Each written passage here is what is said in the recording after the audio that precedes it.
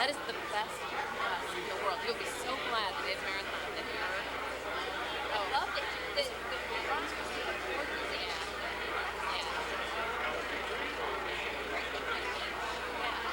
Feel very lucky. Sorry that you have to leave it. Me too. That's my story as well. Okay, Let me talk to Rick. Tell him I said hello. Nice to meet you.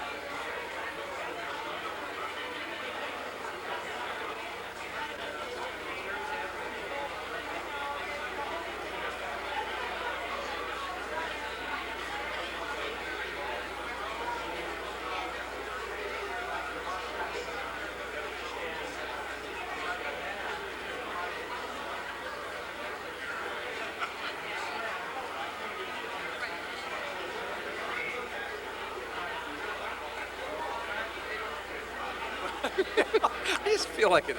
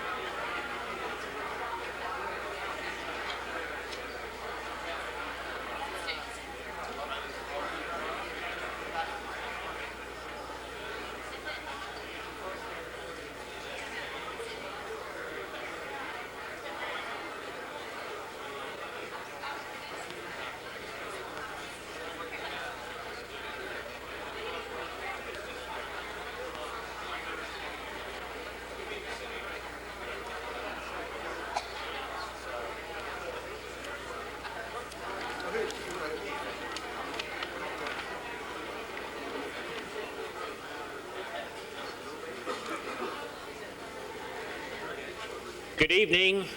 I'm Joe Nye, the Dean of the Kennedy School, and it's a pleasure every time this time of year to welcome you to the annual Goldsmith Awards, which recognize excellence in political journalism.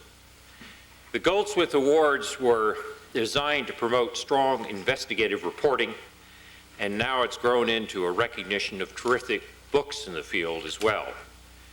The awards for research and an award recognizing outstanding careers in political journalism. Over the last 11 years, the various Goldsmith Awards have been given to journalists whose work has not only piqued widespread public interest, but has contributed to larger public discourse. And as such, they recognize one of the crucial missions of the Kennedy School, which is to bring together practitioners and scholars to serve the public interest. These awards are named for Berta Goldsmith, a woman who is passionately interested in the relationship between the press and politics, and an avid newspaper reader, a faithful follower of investigative reporting. She especially loved programs like 60 Minutes and Washington Week in Review, and her legacy is reflected in these awards. A number of people combined their efforts to establish the awards, including Bob Greenfield, president of the Goldsmith Greenfield Foundation, who worked together with the Shorenstein Center on Press and Politics. And we're very grateful to have members of the Greenfield family here tonight. We're also delighted to have Walter Shorenstein with us, whose foresight really was the origin of the center, which saw the importance of the role of press and politics. So thank you, Walter, for your invaluable contribution.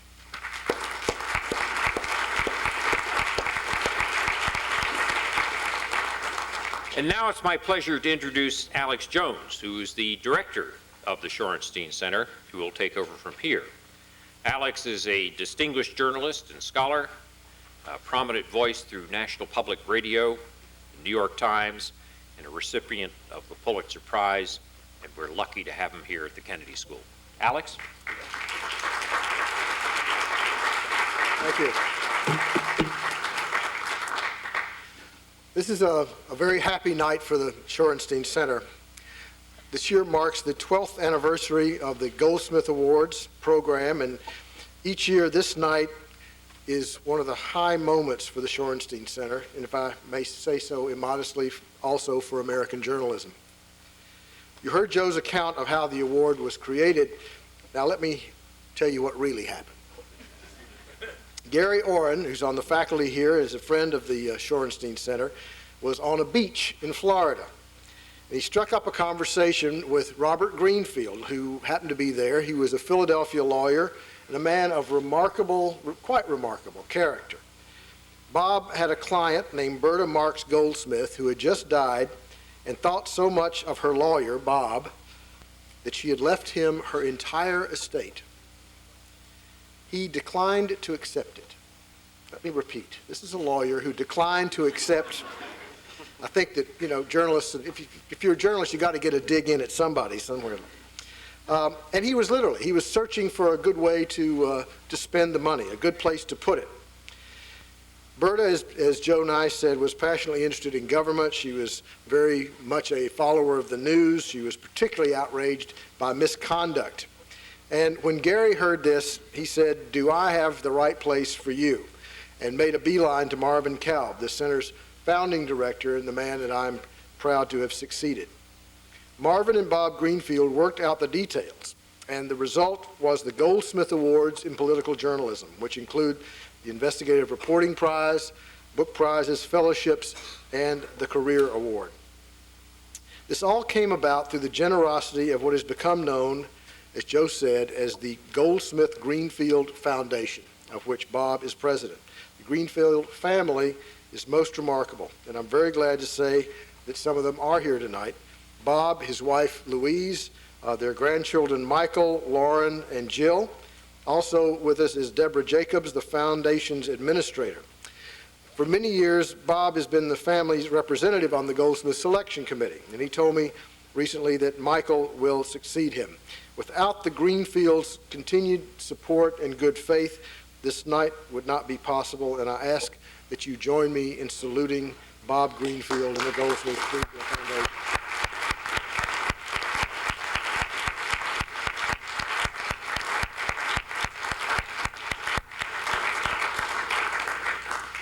I also want to take the opportunity to thank publicly the man who has made my job possible. As Joe said, Walter Shorenstein is the visionary whose generosity and instinct for public service was the reason for the creation of the Joan Shorenstein Center on the Press, Politics, and Public Policy. Walter is 88, he thinks he's 58, and he has the drive and energy of someone 38. It was that drive that led him to start as a guy with $1,000 after World War II and turn it into a fortune in real estate in San Francisco. But it was his keen and passionate engagement with the world that led him to endow the Shorenstein Center as a memorial to his daughter Joan, a highly respected journalist at CBS who died far too young of breast cancer. As Joe said, Walter, thank you very much.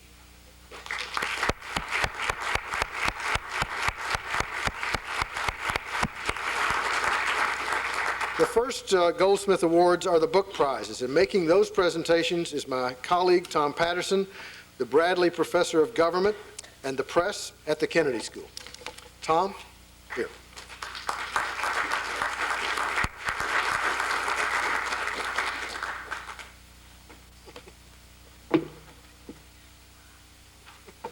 Well, every once in a while there's a happy intersection between one's past and one's present. For me, tonight is one of those happy moments. 3 decades ago, when I did my first media effects study, it was a period in which the dominant theory was the theory of limited effects, in which the idea was that the media didn't have much impact because we filtered these messages through our personal predispositions. And just as I was digging into my work, I ran across the work of someone else who was thinking about the issue more clearly than I was and was doing it better, and that was Doris Graber. And as it turned out, I picked the right role model. Doris Graber is the best mentor in the field of political communication. She was the founding editor of our premier journal, Political Communication. She was the organizing force between the American Political Science Association and the International Communication Association for creating the political communication sectors, and she's been advisor to at least 2 generations of media scholars. And I should say also she's a dedicated scuba diver, and if this was next week, she wouldn't be here. She's going to be in the Virgin Islands scuba diving next week. So tonight it's a real personal pleasure and professional pleasure for me to award Doris Graber the Goldsmith Book Prize for the best scholarly book in the field of press politics and public policy, published within the last 2 years. The award is for her 2001 book, Processing Politics, Learning from Television in the Internet Age. In it, Doris challenges the conventional assumption, shared by scholars and practitioners alike, that television is inferior to print as an information source. She argues that television's audiovisual dimension gives it an informing capacity that we tend to underestimate, largely because we persist in defining an informed citizenry by people's ability to recite specific policies, places on the map, and leaders, rather than by their ability to navigate the political world in which they live. Graber shows that television as a medium can be quite affected by this standard, and would be even more so if broadcasters fully understood the civic potential of their medium.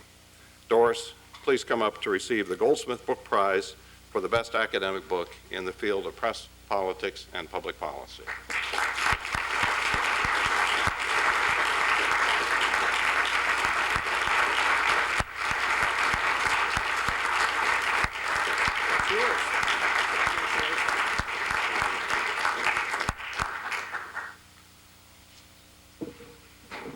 I want to thank the Shorenstein Center and my colleagues in political communication for this award, which means a great deal to me because it is for a book which, unlike a lot of other books, doesn't necessarily bash the media.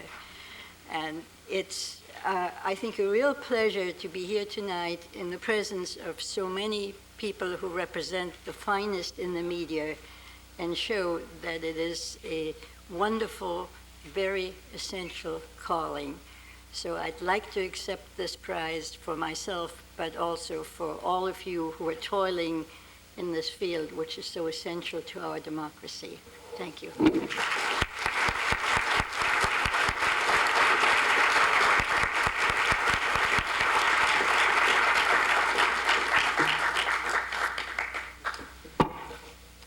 There's a second, I just spilled some water. It's probably dripping out front, but there's a second Goldsmith Book Prize, one for the best trade book in press politics and public policy, published during the last 2 years. And I should say that the winner in both cases is chosen by a committee, which this year consisted of Alex Jones, David King, Michael Waldman, Tammy Bohr, and myself. The winner in the trade category is entitled The News About the News, American Journalism in Peril, by Leonard Downey Jr. and Robert G. Kaiser. We need to know what good journalism is, and Alex Jones in a few minutes will give us about 6 prime examples of good journalism. We also need to know what bad journalism is. As Downey and Kaiser describe it, it is journalism that fails to report important news, that reports the news inaccurately or unfairly, that leads us to believe the world is a different place than it actually is. Oz, not Kansas. The news about the news is the story of how market-driven journalism and the bottom line thinking of media conglomerates are imperiling good journalism. The author's argument, of course, is not a new one. 3 years ago, we awarded a Goldsmith Book Award to Robert McChesney's Rich Media, Poor Democracy. But the Downey and Kaiser book is distinguished by the nuanced observations that stem from their experience. Both men have been in journalism as reporters and editors for the better part of 4 decades. As they note in their book, not every reduction in news staffing hurts the news product.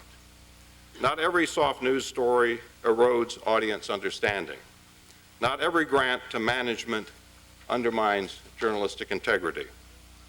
But some concessions do imperil the news, and it is these bows to the marketplace that must be contested if good journalism is to prevail. To take one of their cases, the sharp cutbacks for profit-making reasons in foreign news gathering and reporting in the several years preceding 9/11. Len and Bob, please step up to receive your Goldsmith Book Prize Award.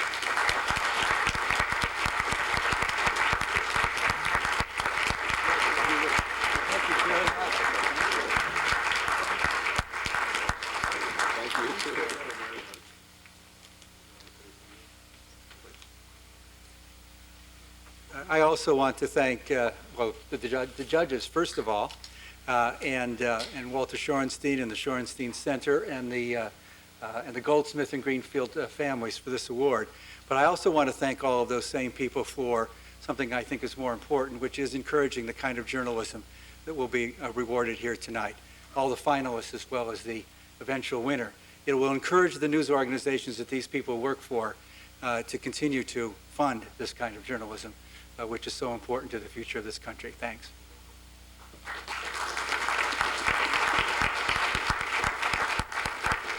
I add very briefly, by way of a plug, that Professor Graber may be proud that she did not bash the media. We are quite proud that we did bash the media, but only the part of it that deserved bashing. Thank you very much.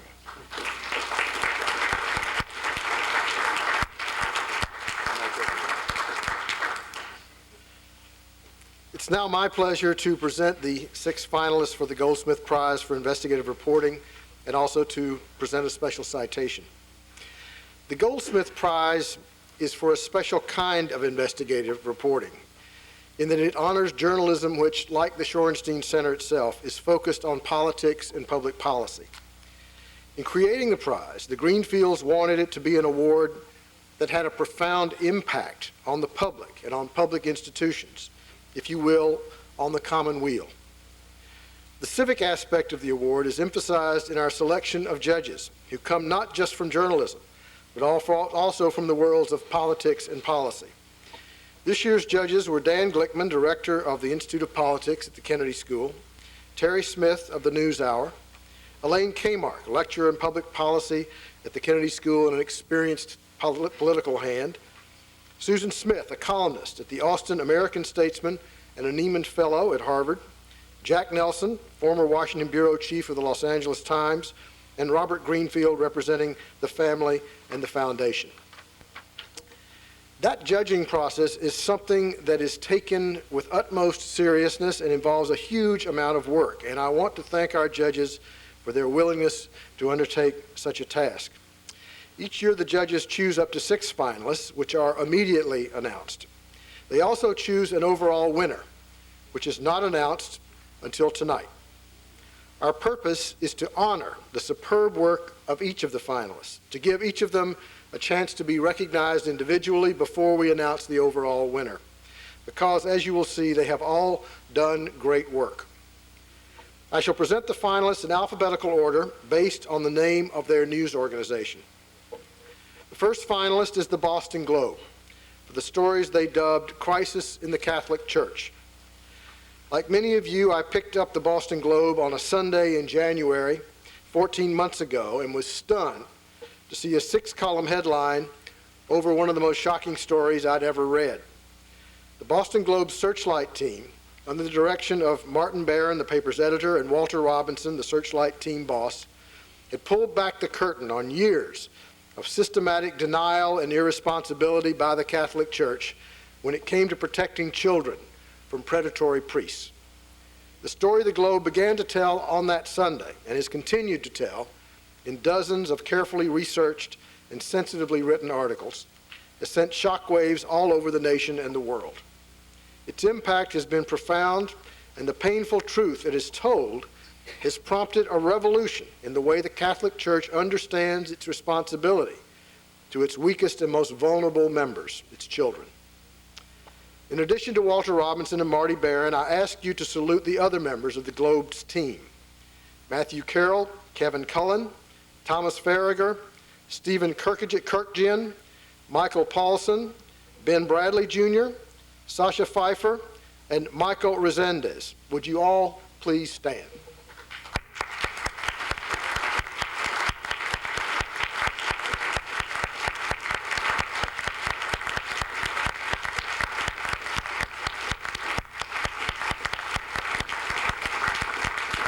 Thank you. The next finalist is the Dayton Daily News. You've heard the expression "down on the farm." Well, the Dayton Daily News called its entry "Down on the Factory," and it tells the story in compelling and frightening detail of the dangerous impact of so-called mega-farms that are much more factory than farm. Mega-farming is now commonplace, and when those mega-farms are focused on pigs, chickens, and other livestock, the impact on the environment from their waste can be appalling. We're not talking about some manure for the rose bushes, but tons of waste that is handled in ways that, as the Dayton Daily News showed in harrowing detail, is almost entirely unregulated or ineffectively regulated. The paper's reporters traveled to 11 states and also abroad, gathering information about contamination linked to livestock mega-farms. They found pollution on a massive scale, and the enforcement of environmental laws so lax as to be laughable. In Ohio, they found that the state's largest cattle farm had been operating 3 years before state officials even knew it was in business. 2 days after their series concluded, legislation was announced that promises to put powerful controls on the mega farms and to monitor far more closely their environmental impact. Representing the Dayton Daily News team are Mike Wagner and Ben Southerly, and I ask them now to stand.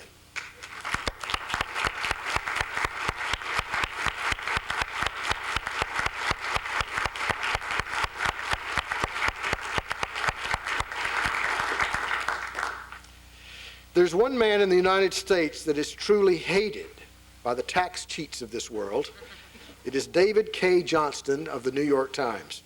David Johnston is the kind of reporter who patiently, calmly, dispassionately, relentlessly tears apart the boilerplate and the obfuscation of tax avoidance schemes and lays out for all of us to see how some of us are trying to get a grotesquely free ride, tax-wise.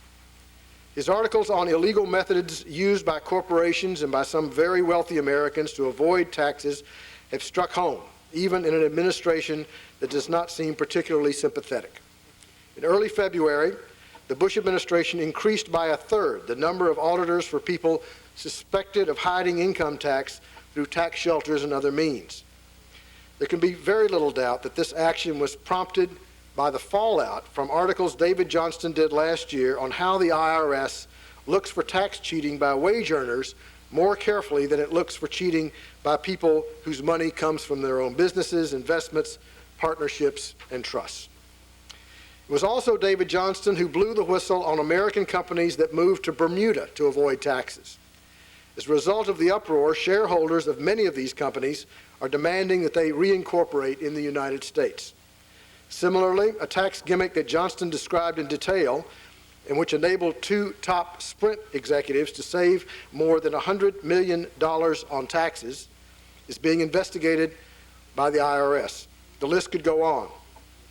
As taxpayers, we owe a debt of gratitude to David K. Johnston and to Glenn Kramer, the business editor of the New York Times. Would you both please rise?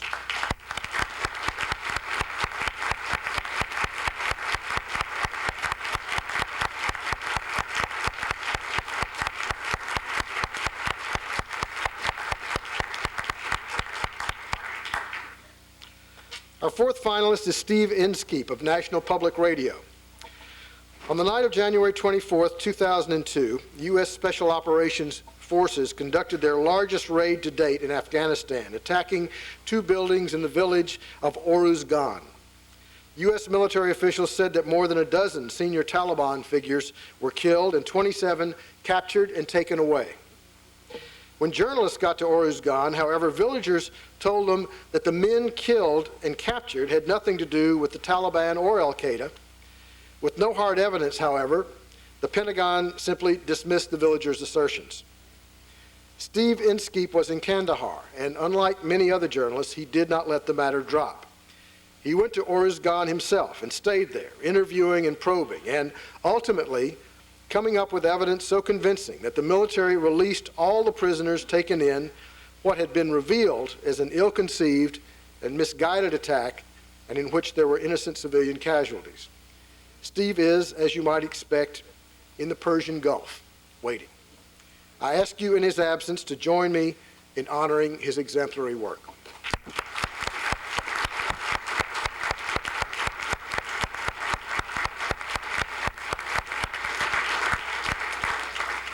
Our fifth finalist is Wfaa Tv, a local television station in Dallas. The drug bust looked like an open and shut case. An informant led police to drug dealers who were arrested based on a quantity of white powder found in their car. But the team of reporter Brett Shipp and producer Mark Smith smelled a rat. In nearly 50 separate reports, they slowly uncovered a genuine police conspiracy in which former drug felons turned professional informants had fingered innocent people, usually illegal immigrants, who were arrested on trumped-up charges. The white powder often turned out to be ground-up wallboard or billiard chalk, but the damage to those arrested was devastating. In a particularly powerful segment of their coverage, they showed something that television can do that no other medium can. They showed some hapless immigrants in the company of a paid informant going into a restaurant and theoretically leaving hundreds of thousands of dollars in drugs in an unlocked car. The dazed immigrants were then arrested as they emerged from the restaurant in a clearly contrived scam. Ultimately, WFAA's work contributed to a major investigation which went all the way to the police chief and the district attorney general. Brett Shipp and Mark Smith, please stand up.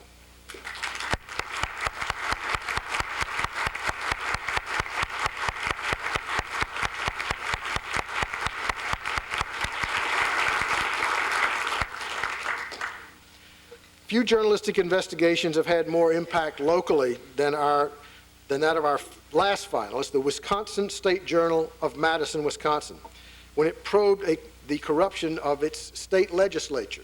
Now, please listen to this list. Powerful state senator, who was considered a shoo-in to become the state's attorney general, was charged with 18 felonies, including illegally soliciting contributions from lobbyists and altering subpoenaed records. The Senate Majority Leader was charged with 20 felonies, including extortion. The Assembly Speaker was charged with 3 felonies, and the Assembly Majority Leader with 1. In all, 43 felony charges were made, and new legislative leadership pledged, of course, reform. This all came from the work of D.J. Hall and Phil Brinkman, who conducted scores of interviews and poured over hundreds of documents in a 7-month investigation. As often happens, the project sprang from the small moment when D. Hall found that a candidate's campaign spokesman seemed to be working on state time. From that thread, all the rest unraveled. The Wisconsin State Journal is not a huge paper, but it took on some of the most powerful political powers in the state. Please join me in saluting D. Hall and Phil Brinkman.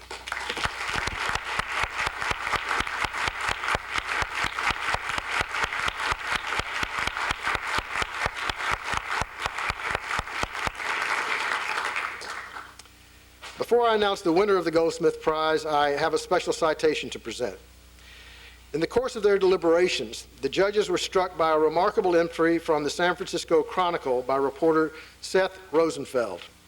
Seth had been a journalism student at the University of California at Berkeley, and 17 years ago, he got a line on an intriguing story of how Ronald Reagan and J. Edgar Hoover's FBI had abused their power at Berkeley through unlawful covert intelligence operations. He pursued the story for 17 years, fighting for access to documents through the Freedom of Information Act. And he won. The final story was published by the Chronicle as The Campus Files, Reagan, Hoover, and the University of California Red Scare. It was the judge's wish that Seth's work be honored, and thanks to the Goldsmith Greenfield Foundation, he will also receive the $2,000 award that goes to all finalists. The citation is as follows. In a 17-year pursuit of truth, Seth Rosenfeld fought a marathon legal battle to win the right to tell the embarrassing and frightening story of how the Federal Bureau of Investigation had misused its power. While the story he sought to tell took place in 1967, its relevance is clear. The perseverance and courage of Mr. Rosenfeld and the San Francisco Chronicle are an inspiration to those who cherish a free press. Mr. Rosenfeld, please come forward and accept your citation.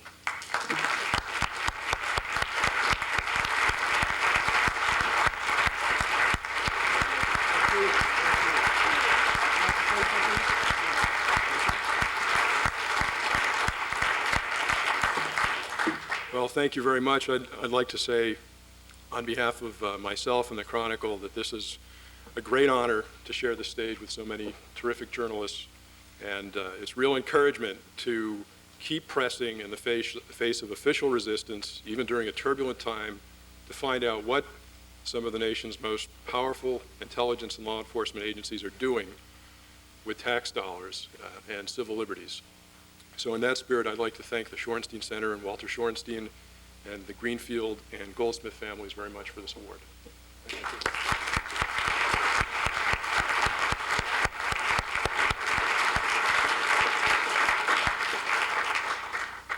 We now come to the moment when the winner of the 2003 Goldsmith Prize for Investigative Reporting is named. The award this year goes to the Boston Globe for Church in Crisis. Would all members of the team please come forward?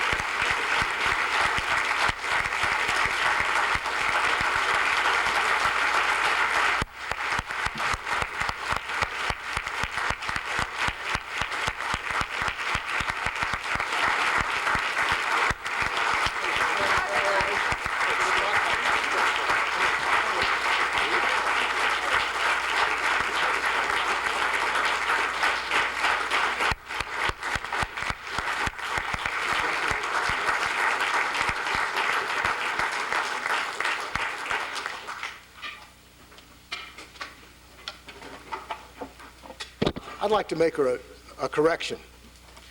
I'm the former editor of a small newspaper in Tennessee that had a searchlight team. This is the spotlight team. Which of you would like to say something? Robbie? Thank you. Thank you all very much. Thank you, Walter Shorenstein. Thank you to the Greenberg family. Thank you very much for this honor for the Globe. These remarks, as you might anticipate, are impromptu. But speaking on behalf of my colleagues and myself, after what we now believe is somewhere in the vicinity of 900 news articles since January 6th of 2002, this has been, for all of us, quite a roller coaster ride.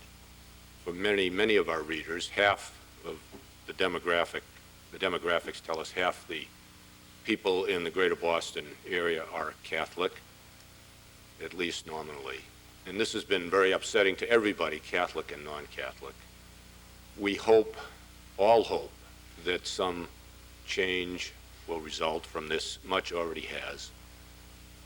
In the end, for all of us who have worked on this comes down to the kind of journalism that we all do in the business every day in one way or another. Much of what we do focuses on the children in issues that we cover, and this is for the children. Thank you very much.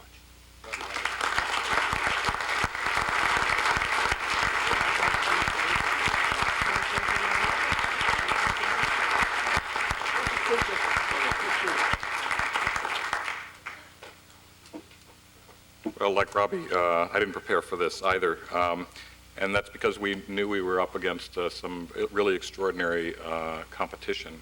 And I don't want to talk about our work, which Robbie addressed, but I really want to pay tribute to all of the others who were finalists in this for this award. The work is enormously impressive, and we're proud, all of us, to work together with each other, but also to be part of this extraordinary group of journalists who are here today. And so we want to pay a tribute to you as well. Thank you.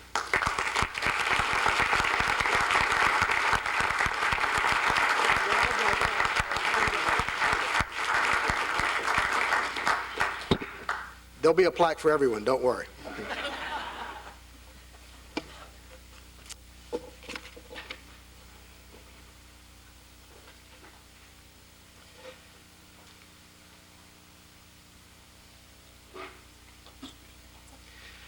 Let me tell you what it's like to have Cy Hirsch as the recipient of your annual career award. On Friday, Cy sent us an email which said in part, "Tell Alex that I have a pretty wild piece coming out this weekend in the New Yorker." The piece was entitled "Lunch with the Chairman," and it was a painstakingly sourced and devastating account of the financial conflicts of interest that Richard Pearl has regarding a war with Iraq. As most of you know, Pearl is the chairman of the Defense Policy Board, which is a group of civilians who advise the Defense Department on all manner of defense issues. As its chairman, Richard Pearl has been hugely influential in pushing for an invasion of Iraq, something he has been advocating since before 9/11. Well, it turns out that Mr. Pearl is also the managing partner in a venture capital company called Trireme Partners LP, which was chartered in Delaware in November of 2001, and whose main business, according to a letter that Cy Hirsch managed to get his hands on, is to invest in companies dealing in technology, goods, and services that are of value to homeland security and defense. I won't go into the details of the piece, which I strongly commend to you, but I think you can imagine that it was not likely to please Mr. Pearl. So yesterday, we get a second email from Cy saying, "Tell Alex that Richard Pearl called me a terrorist yesterday on one of the Sunday morning talk shows. You might want to be sure to have your security people frisk me before I'm allowed a drink." Being called a terrorist by a powerful political figure may, in fact, not be the worst thing that Cy Hirsch has been called. Henry Kissinger, for instance, is not a member of the Hirsch fan club. You see, it was Cy Hirsch who reported that then Secretary of State Kissinger had authorized wiretaps on 17 National Security Council aides. He went on to write a devastating book called Henry A. Kissinger, The Price of Power, which depicted Kissinger as double-dealing, unscrupulous, self-serving, and worse. Kissinger said parts of the book were, and I quote, a slimy lie, but others disagreed. It won a National Book Critics Circle Award in 1984, the same award that our colleague Samantha Power has just won for her book on genocide. Indeed, Cy Hirsch has won many fans and many awards with his work, but maybe not so many friends. In The Nation, Eric Alterman compared Cy to Bob Woodward, Washington's other famous investigative reporter. He said Woodward was the nice one, who felt your pain and flattered your ego, and maybe even came to your dinner party. Cy Hirsch, he said, he was the nasty one. He didn't feel your pain. He caused it. But look at what he's done in his remarkable career. Cy will be 66 next month, and he's been a reporter for nearly 45 years. He learned his craft as a wire service reporter and specialized in some very early probes into biological and chemical weapons. When the Associated Press, his then employer, butchered a major piece, he quit and became a freelance investigative reporter. In 1969, he got a line on the secret court-martial of an Army lieutenant named Calley, who had been responsible for killing civilians in Vietnam at a place called My Lai. The Hirsch form of reporting is relentless, and it took that to shake loose what happened.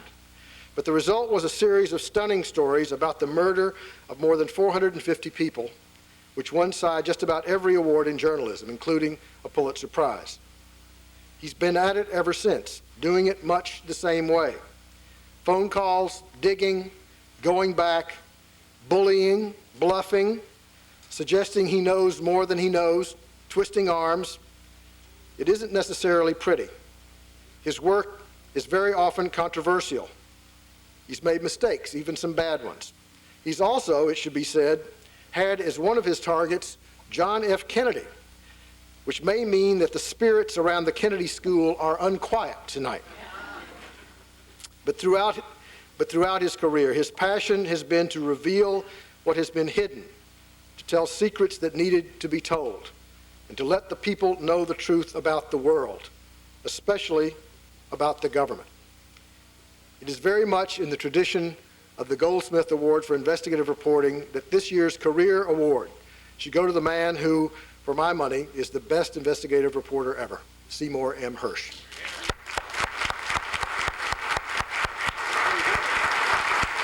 Thank you, Alex.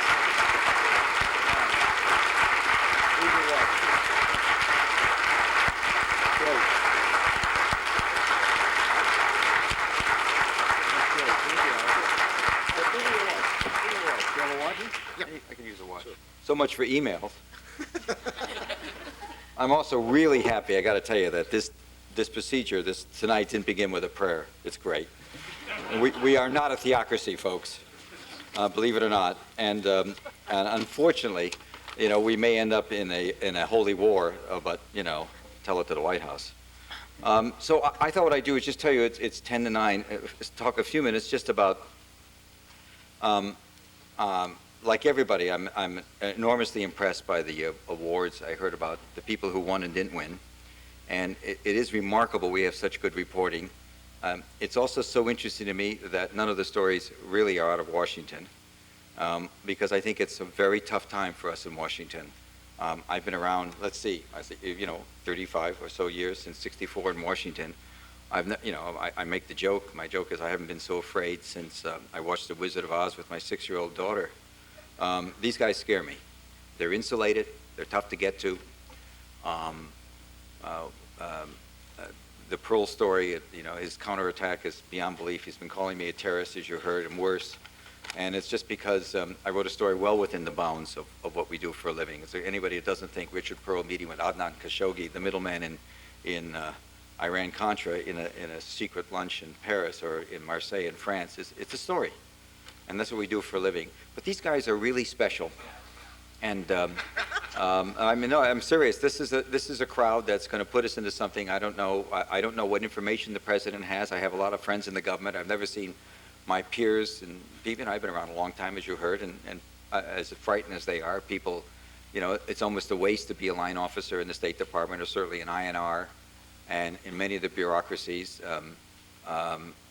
There's just despair about the inability of people to get to meetings, to have an impact on meetings. It's very hard for the press. In Washington, they try hard. I was sort of mortified by the news conference, a program president. There were some very good questions. Just to show you what an awful, you know, one of the things that interested me, the president had he turned sort of the press corps into puppets because he read from a list and he bypassed an excellent reporter for the Washington Post, Dana Milbank, who got the president mad. I know what I would have done if I'd been there. I would have stood up and said, I give my question over to Dana and see what happened. But that doesn't, you can't do that. I mean, that's why I'm a little crazy, I guess, because I would have done that. But somebody should, at some point, we can't let him get away with orchestrating us like he did, the president. We're not SEALs. And I don't know what we can do about it. We have mendacity passes for daily occurrences with the press secretary. There is no real standard anymore of integrity or truth because the White House doesn't have any.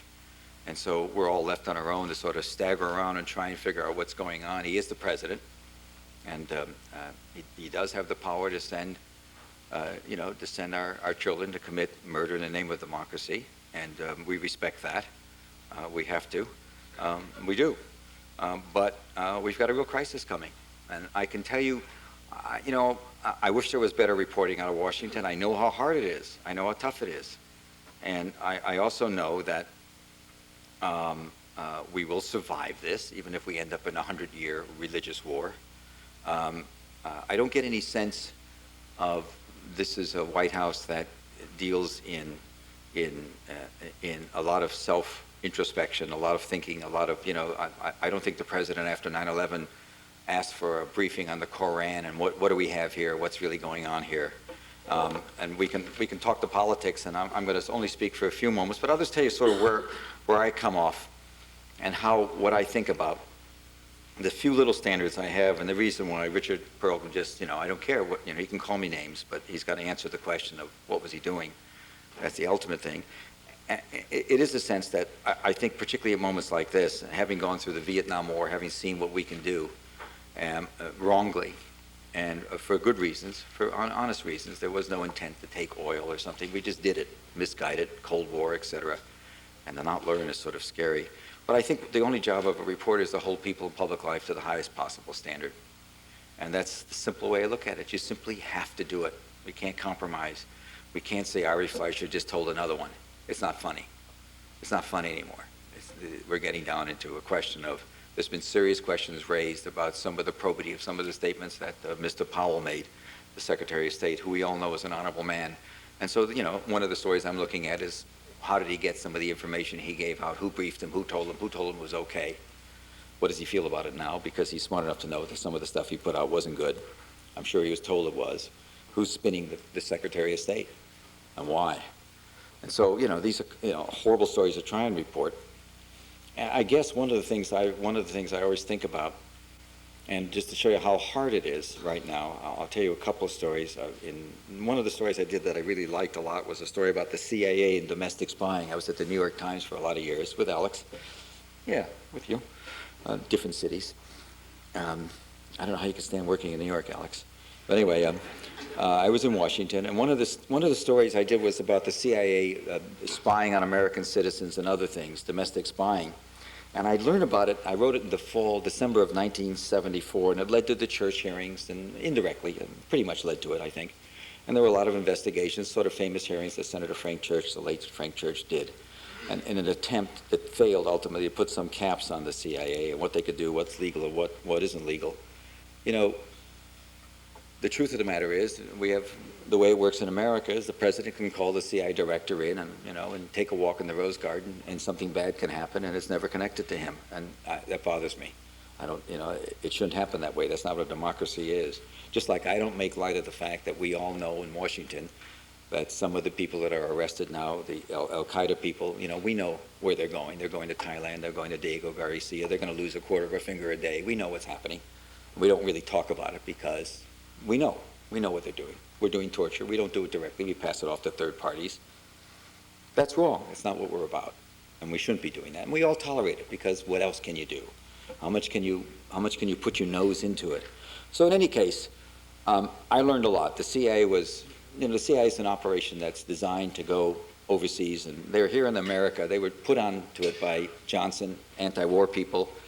I never could write it because I could never prove it, but the real drive was to go after some of the black radicals, Stokely Carmichael, and et cetera. And I know a lot of papers were destroyed about it. When I got into it, I knew that's what it was about. It eventually morphed into something more. They kept dossiers and anti-war people. They opened mail. They broke into houses. They did all sorts of stuff, everything you would expect an out-of-control intelligence agency to do. And so some of the people that were talking to me, I ended up getting mad at them because, expiation, talk to me. You can get rid of it. Sometimes I feel now I'm getting a lot of stuff. I got to tell you, a lot of stuff from inside. For some of you remember, Nathaniel West wrote a wonderful novel called Miss Lonely Hearts. It's about a guy who writes a gossip column. And one of the letters he gets is from, it's the way he sets it up. It's a 16-year-old girl, and says, she writes this to the Lovelorn column of the San Francisco Chronicle, I guess, one of the papers in San Francisco. This is a circa 1938, 37 setting. And she writes, "Dear Miss Lonely Hearts, I'm 16 years old, and people tell me I have a wonderful figure and long blonde hair and great legs, and I've never had a date. And do you think it's because I have no nose?" And so I feel like Miss Lonely Hearts a lot. I get, just in the last week since I did Pearl, you can't believe some of the stuff I'm hearing about from inside. But it's not just enough to tell me. You have to do more on the inside. I don't advocate people breaking the law, but we're going to have something break loose soon from inside. There's too many people that know how vile it is on the inside right now, how narrow it is, how small, few people have a lot of control over policy, how they simply don't want to hear anything outside. The reason Richard Pearl can call me a terrorist is because he represents a point of view that's very closely held at the top of this government, that if you're with us, you're great, and if you're against us, you're really against us. You're an absolute enemy of the state. And there's no such thing as loyal dissent up close. I know that's an exaggeration, you might think, but I don't think it is. I think it's closer to the truth. Anyway, back in '74, I got mad at one of my guys one day, one of the CIA guys that was talking to me, sort of F you, jumping this stuff on me. Why didn't you do something about it? I said. It's one of my favorite stories. And he said to me, this is apocryphal. He said it was apocryphal. He said, let me tell you a story. He said, Hirsch, Party Congress, this is literally how he did it. 56, there was the famous Party Congress in Moscow where Khrushchev made Stalin a non-person. And he was just carrying on before all the party delegates, bam, Stalin this, Stalin that. All of a sudden, somebody stood up in the middle of his speech from the auditorium and said, hey, Comrade Khrushchev, where were you when the trains were rolling east every night? When our grandmothers and grandfathers who thought thoughts that they shouldn't think we're going to Siberia? Where were you when you couldn't publish anything, any dissent? Where were you when it was to be a Jew in Russia was to be put into the hands of the NKP, the intelligence service? Where were you? And Khrushchev said, who said that? Who said that? My friend waited. After 30 seconds, Khrushchev said, no, total silence. He said, that's where I was. Okay? So he's telling me that. So where are we? So one of the things we have to deal with in the press corps, nothing to do with editors. I've always hated editors. It's just a matter of practice. I don't blame. I've never known an editor that didn't like a good story. I've never known an editor that said to me, oh my God, it's a great story, but we can't do it. I mean, in the Pearl story, it was like, it's not everybody's, you don't want that story. Some editors and some lawyers, because it's problems. He's probably going to sue. He said he is in England. Anyway, and so it's give me a break. You can't sue here because, one nice thing about America is, maybe they'll get to this. We shouldn't talk about it. They'll Patriot Act Part 3, get rid of New York Times versus Sullivan. Anyway, I'm there on the way, by the way. This second round of the Patriot Act that Chuck Lewis's operation got a hands on is unbelievable. They're backing off from it, but these guys, what can I tell you about John Ashcroft? He confuses his personal definition of God with the Constitution. And so, you've got really probably, without question, the least knowledgeable and the most dangerous Attorney General we've ever had. If we get any more arrests, Bin al-Shib and Khalid Sheikh, they're all important, but, if you go back and read what they said, this is it, we've broken the back of Al-Qaeda, the answer is, there's a lot of answers we don't have. Anyway, the point of all this is, to give you some idea where we're at. Okay, so here I am, Mr. Tough Guy. Last fall, I do a story of Massawi. Massawi is this sort of poor schlep. Actually, the Washington Post ran a couple of stories that nobody picked up on about it. There's testimony the government now has that Massawi was not the 20th. He wasn't picked. Bin Sheba, rather, Al Bin Sheba. I'm mangling it. But I assure he's Arab. Anyway, how do you pronounce it? Is it Ben al-Shib? Oh, well, Ben al-Shib, but you guys would know. You've done 2 stories about it. Nobody's touched. I've noticed it. He has actually sung and said, we didn't touch Massawi. He wasn't going to be the 20th guy. He's too crazy. And the story I wrote was out of a lot of guys I knew in the FBI and one guy higher up in the community who told me that they got a lot of problems with Massawi because they knew very early he wasn't a big player. They had some information from I didn't write it, from British intercepts, British monitor. He was living in a mosque and connected to a mosque, and the British had something on him. He was sort of a self-starter. He comes here. He's a crazy guy. I'm telling you the story for a reason. He's a crazy guy who comes here and wants to get into the act. He knows there's going to be a bomb, a lot of people flying planes in the buildings. He wants to be one of the players with the big boys. He's far too fanatical, too religious. The 19 guys who did it were very cool. One of them reported a small crime. He had his car broken into a month before 9/11 and reported it, gave a police report. I mean, they were cool. That doesn't mean there's a million of them. I noticed again in the paper the other day, in the Post, Khalid Sheikh Mohammed said, there are dozens of us, he said, ready to take. I don't notice there were dozens. I don't know, maybe it's a bad translation, but it isn't thousands. And the issue of whether we've been sold too much down the river in Al-Qaeda or not is a tough issue because the day you write that story, something will happen. That's what every editor thinks. But I tend to think we're way overboard on the threat. Not that they're not bad guys, but I don't think they're in every major city waiting to strike us. That doesn't mean there's not an issue, but it's just a question of how much we take these alerts to heart. And in any case, so what I learned is that the intel boys know he's no good. He's not one of the 20th, but they also know he's in Al-Qaeda. And here, Ashcroft's got him on a death penalty. And some very senior guys in the FBI, along with a guy in the CIA, make a pitch to Ashcroft, drop the death penalty, let's talk to this guy. He knows Al-Qaeda. We have nothing on Al-Qaeda. It's been 6 months since 9/11. This is the spring of 2002. Let's go talk to the guy. Ashcroft won't drop it. He wants to hang him. So they never do talk to the guy, which is amazing. And guys are very pissed off about it because it's stupid, it's counterproductive, and they've got a narrow-minded, crazy attorney general and that they can't deal with. So a lot of guys quit. Not because of this, but it was one of a series of things. Some very senior guys quit sort of quietly last summer. 3 or 4 of the top guys in the FBI who knew a lot about terrorism just disappeared. And one went to home cooking school. Seriously, wanted to be a cook, wanted to cook. Anyway, interesting guy though. Very interesting. Anyway, the point of all this, so I write the story. I write the story about Massawi saying, hey, it's more complicated than we think. He may not have been the world's worst guy. He's not a good guy. He would have done what they asked him, but they didn't ask him. He wasn't invited to the party. There's a lot of problems with it. I'm sorry to tell you, the Lady Raleigh out in Minneapolis is a loon. All that stuff about the FBI out there was a lot of problems with FISA warrants. I get in all this stuff. And I'm going, the story's published, and I'm going the morning to sort of pimp it for the New Yorker on television, which is what I do sometimes.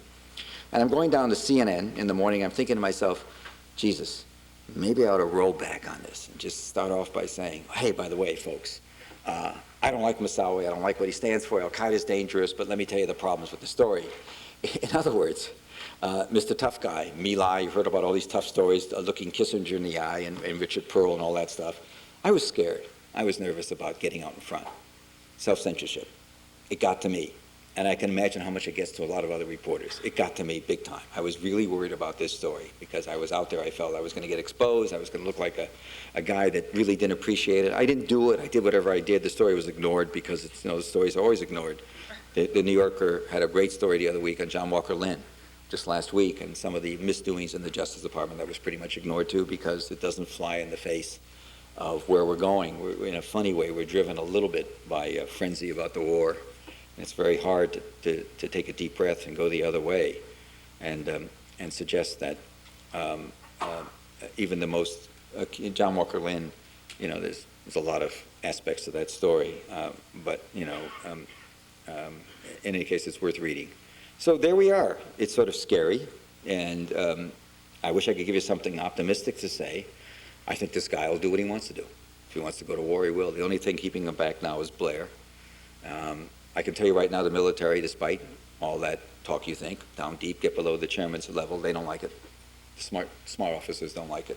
They know this is there's an awful lot of dissent. There's been a few stories about it in the press. Actually, one Tom at the Post, as Tom Ricks has done some stuff, and it's totally right on. It's tremendous. I've never seen such disaffection. I know a lot of 3 and 4 stars. I mean, it's very profound. Nobody's going to talk about it. I can't write about it because I don't want to burn anybody. It's not a popular war in the military among certain officers in certain services, and particularly the Marines. And so there you are. And it doesn't, I don't know what we can do about it. We do our best. There's something that makes Washington and going up against the flag and the president, I guess, I would think it's no harder than going up against the church or going up against the cops in Dallas. Believe me, I can imagine what that was like for those guys down there. But there's something about it that just stops us. It's not from lack of trying, and it's not the fault of editors. There's no great censorship by the publishers, everybody. But a lot of stories just don't get done. I don't know what to do about it. Nothing. Just sit there and duck and wait. I maybe buy a house in Europe somewhere. Safety. So let's do some questions. And this is a totally uncheerful account. And, here we are celebrating all this great journalism. I'm telling you, folks, we're sort of stuck. We have a basically undemocratic presidency and government that doesn't really believe very much in what we do for a living, that thinks the only way to deal with us is to manipulate us. And if we get out of line, we get in trouble. We don't get called on at speeches or press conferences, and worse. And so there we are. It's always been part of it. I just think it's so much worse now and so much more frightening. There we are. Let's do some questions. Somebody must have some questions. Let me, before we go to questions, let me. Are you kidding? I've got one slight presentation more to make for you. Oh, really? Yeah, just stand right there. I'm standing right here. Okay. In addition to the prize that we give Cy, we have another traditional present that we give to the winner of this career award, so that you can really aggravate George W. Bush even more than you already do. The thought of you doing your work while sitting in a Harvard chair with your name on it, I'm sure will really antagonize it. This is yours. As you can see, that's your name on it.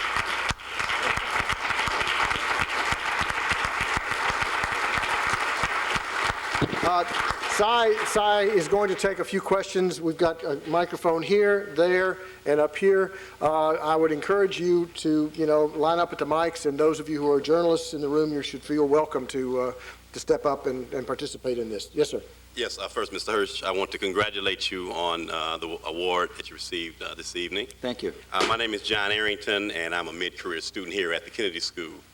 And you mentioned earlier in your speech, and I want to quote, there's no truth and integrity coming out of the White House.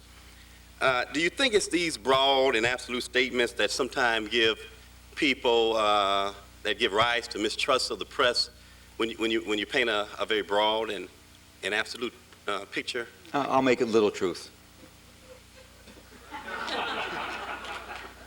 Okay, so you did adjust your statement then, huh? Well, that's all I wanted, okay. I'm happy. Let me say this. On the notion, I do think the president believes what he says, if that's what you mean. I think he believes what he says. I think much of the evidence that he presented, we've had case after case of things falling apart. The story in Al-Qaeda, they won't give up on the Al-Qaeda story. They won't give up on Al-Qaeda, a connection to Iraq. They keep on pushing that issue. Although there's, I have friends in the CIA that tell me if they hear one more story about weapons of mass destruction, of nuclear weapons in Iraq, they're going to become Democrats, It's just not there on the inside. So there are some serious problems. Obviously, let me roll back. Let me protect myself a little bit. Obviously, there are an awful lot of tremendous people in the government, particularly in the intelligence service and the military. I just happen to think that some of the people in the higher levels of the White House and the little cluster that works close to the president, I think they see almost the press as something to be handled, and they handle us. And I don't think they see it even in terms of an obligation. I don't think they see a sense of obligation to be candid with us. They just simply, we're something to be handled. This is always true in all White Houses. Everybody wants to sell the story the best they can, but I've never seen a White House in which it's been harder to get behind the facade. It's just very tough. And they punish people. You know, there's a tremendous amount of withholding of access, et cetera. And, you know, you either tell the story their way or you don't have to tell it. We had a story the other day in a major in the New York Times with great, you know, fanfare, told us that the president actually sat through a movie 2 weeks ago, and to show how calm he is. Sat through a whole movie. You know, that kind of nonsense that gets published because people want to position themselves in such a way that they can continue to have access. The reporters on a beat, it's very tough. So I think to refine what I said and to be a little more serious about it, and I'm serious all the way along. I'm dead serious about what I'm telling you. I mean, you know, we're in for a ride with these guys. I don't know where it's going to take us. My belief is that their attitude towards the press is that if it's a question of any particular imbalance or anything that could be upsetting to their policy or causes some embarrassment, you withhold or you manipulate or you distort. And that's what I mean. That's pretty serious.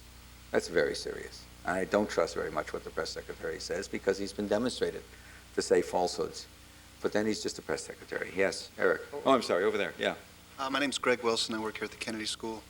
Last week, Ari Fleischer had a press conference, and it was sort of a classic moment in time where what the press secretary says met with a burst of laughter from the press corps because it was so absurd.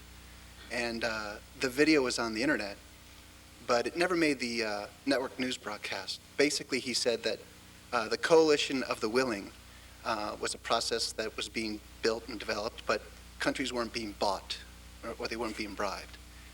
Right when he said that, the whole room exploded with laughter, and he left the press conference podium and walked away.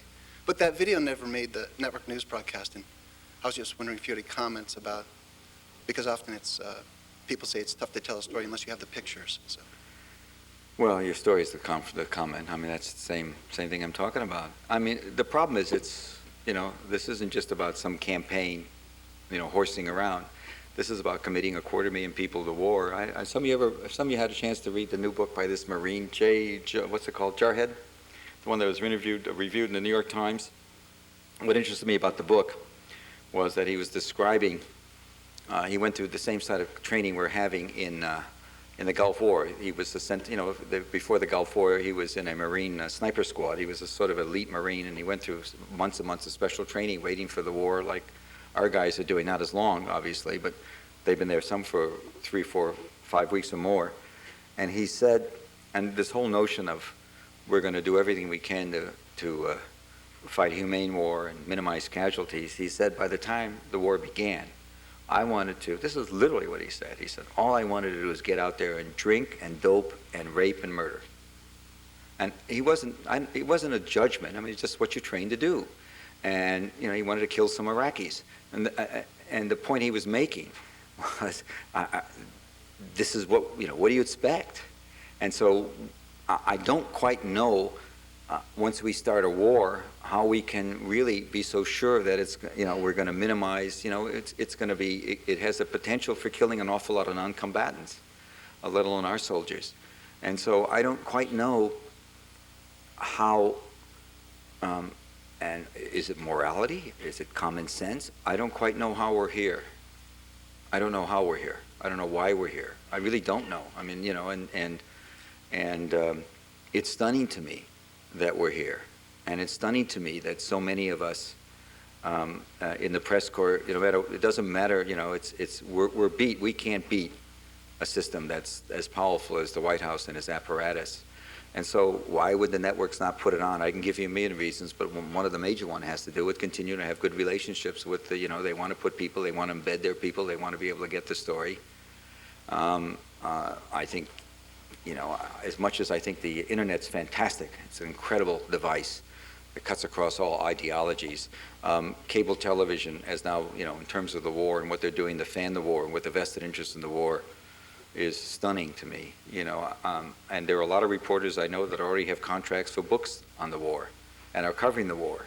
And you can't begin to explain to them, if you've got a contract for a book on the war and you're covering the war, don't you think that might impact how you would write about the war? No, absolutely not. It's just, I don't know. I don't know how we got here. All I know is we're going to all be real sorry soon.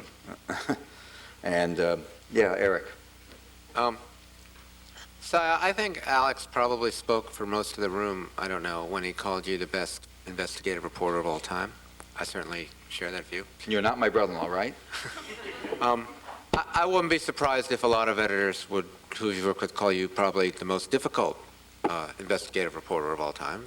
But I think it's fair to say that that you can almost measure the health of the profession by whether or not you're working steadily, whether or not your work is being treated with respect. I thought Bob Thompson wrote a beautiful profile of you. It was one of the longest articles I've ever read in my life in the Washington Post magazine, where he compared the period where you were publishing in the New York Times in the early 70s as if they were publishing Izzy Stone's Weekly every day in the New York Times. New York Times is still the most powerful journalistic institution we have, still the most influential despite the networks and despite the company in the room. I don't think we can argue with that.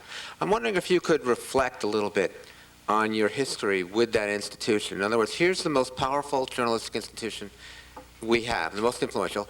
It loves you and it hates you. It wants you and it doesn't want you. It doesn't know what to do with you. Is there a place for someone who's not as well known, who's not as powerful, who doesn't have the kind of cards you bring to the table to do that kind of reporting in an institution like that, where it's most necessary? Do you somehow, Eric, think I'm into self-immolation? Do you think I'm some Bond? Yeah, I do actually. I've been listening to it tonight. In Vietnam, I'm going to burn myself in protest? I'll pass. It's like, I'll pass on the New York Times. That's an accomplishment of some sort on my part. We should go. No, a couple more. Oh, hello. Yes, Mr. Secretary. Well, thank you. I'm just fascinated by you, and I had the privilege of serving both in the legislative and executive branch of government, and I'm listening to all this stuff, and I'm thinking to myself, boy, do we only have one branch of government in this country? Is it Article 2 the only branch of government? And what strikes me about this conversation is you've only talked about Article 2. There's been no mention of Article 1, and the Founding Fathers kind of intentionally made Article 1 the Congress, I think because they believed that one branch of government was slightly more equal than the other. You haven't mentioned the Congress in terms of your contacts, in terms of your sources, in terms of who you deal with. Is the Congress become irrelevant in all these stories? It's gotten so much dumber, it's embarrassing. That's the real problem. It's the dummy of Congress is one of the biggest problems we have. It's not only, we can all blame the Democrats, but I can tell you right now there are a lot of wonderful conservative Republicans with great ideology, Henry Hyde. I mean, people who are really sticklers, who know there's a lot of problems, who aren't talking about it, who are afraid, just as afraid as some of the Democrats who wonder what the hell's going to happen if I go out against this guy, will I win the nomination, et cetera, et cetera. So, of course, there's been a collapse of the Democratic Party, but there's also been a collapse of Congress. When I first got to Washington in the 60s, we used to cavil when the annual Senate and House appropriations hearings on defense spending came out, because you knew in those classified hearings when they had when the intelligence community and the military community had to go in and explain some of the more sensitive weapons they were buying, you knew there was incredible questioning. Yeah, even old man Stennis, the senator from Mississippi, you knew there'd be great questioning. It doesn't exist anymore. John Stennis is now replaced by John Warner. What are we, what, a 200-point swing? And so, what can I tell you? And so it's just not that smart anymore. It's just not that smart. It's not that interesting. When in the 70s, when I was a kid at the New York Times, every reporter would tell you it was always symbiotic. You had a relationship, you leak me this, I'll do this, hearings. You had Harold Hughes of Iowa, who was on the Armed Services Committee, who once, there was some series of articles I was running about a yeoman, or some guy who was something about the Vietnam War, some guy that was just ratting out the generals on, bombing without authority. And, has been, and so, and Stennis wanted a hearing. I mean, and Harold Hughes wanted an investigation. And he said, they beat him up so badly in the committee, Thurman and Stennis, and even though Simonton, he said, I cried, he told me, but I got the hearing. And we had an investigation into it. He got the hearing, and Jim Woolsey, right now, was one of the people who was pretty active in it. He was then sort of, he was actually a Gene McCarthy Democrat once in his life, which he'll probably sue me for, in London, though. Anyway, I just think it's appalling. You know, I do some of the stories I do. I had some guys a year ago. I did something Bill Moyers had me do because it was it was an old story, but I did it because he's smart. Moyers is smart. I did a story a year ago for the New Yorker. Came from guys in Delta, I can tell you that.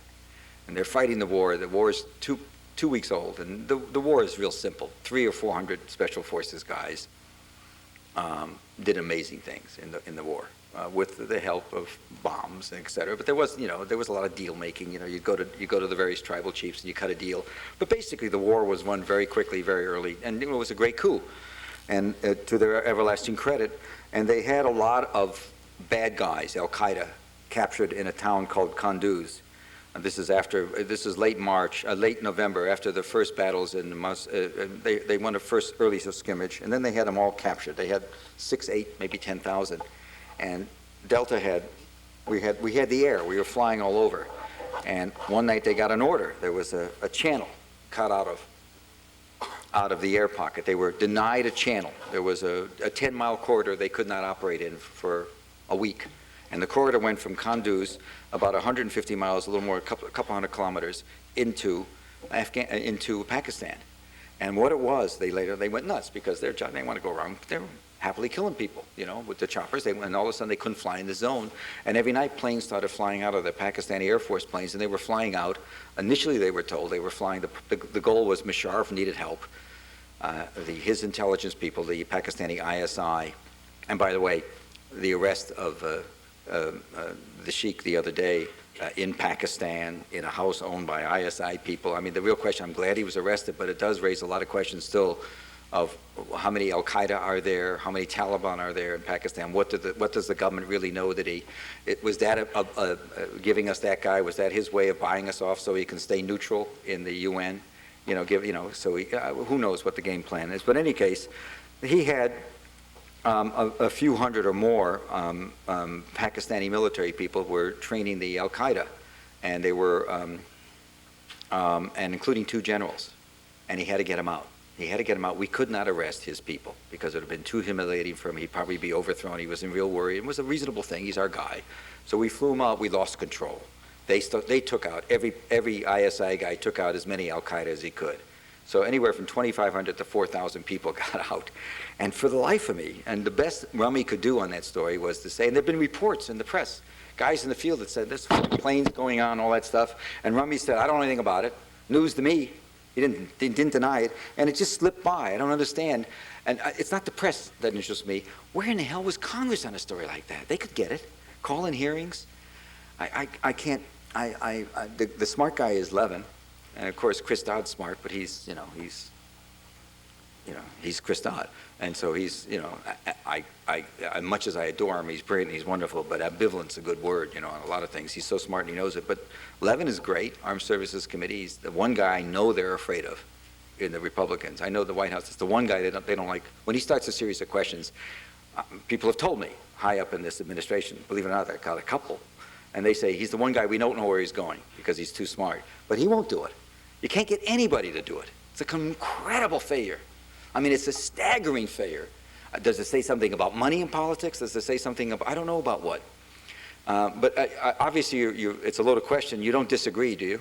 Or do you? We got one more up here.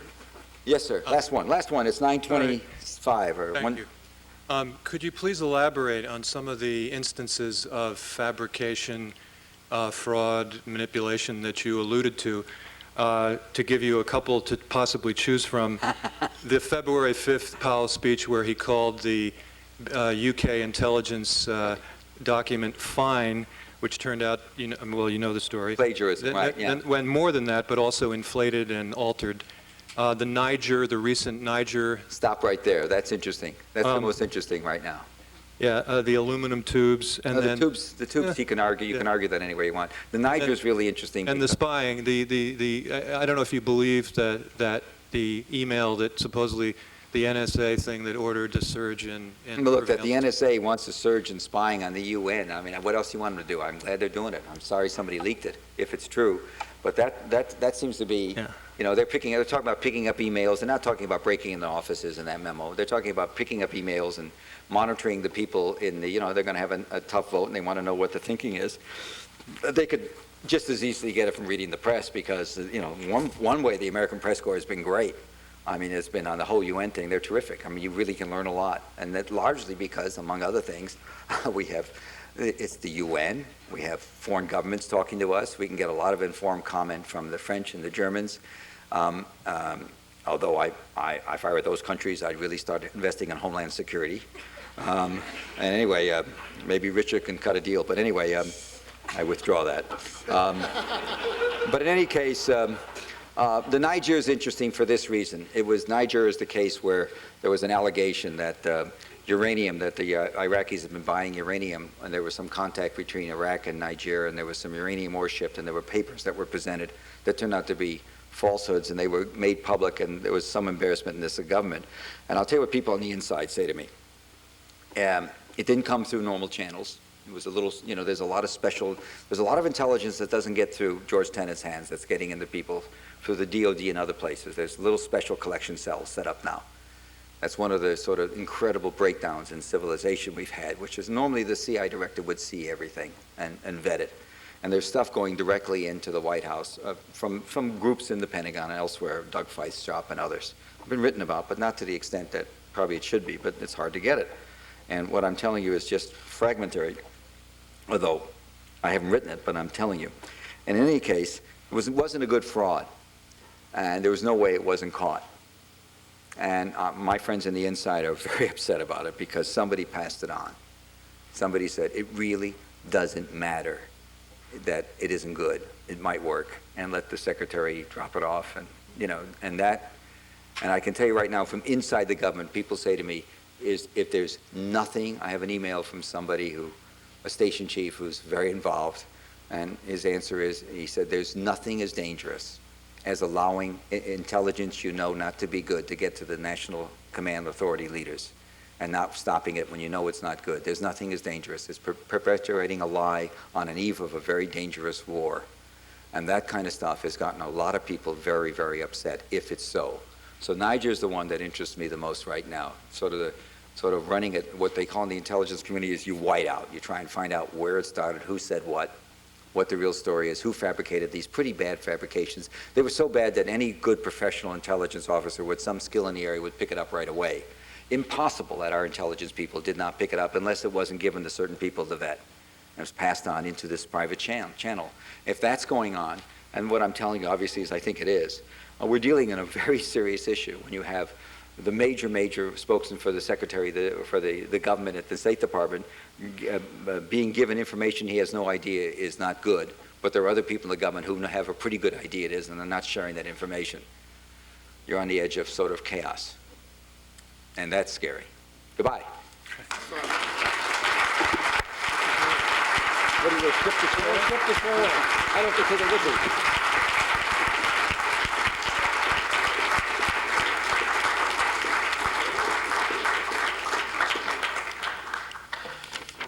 Si, may you live a long life, sincerely.